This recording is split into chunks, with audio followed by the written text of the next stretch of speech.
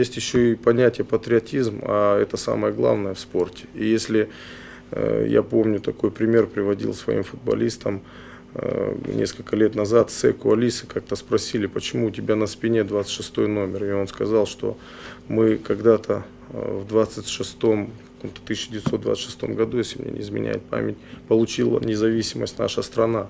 То есть я, исходя из этого, это все делаю. И обратите внимание на всех выдающихся футболистов. Они всегда говорят о том, какой принадлежности они, какой культуре они принадлежат. То есть это очень важно для профессионального футбола. А традиции-то в Осетии очень большие.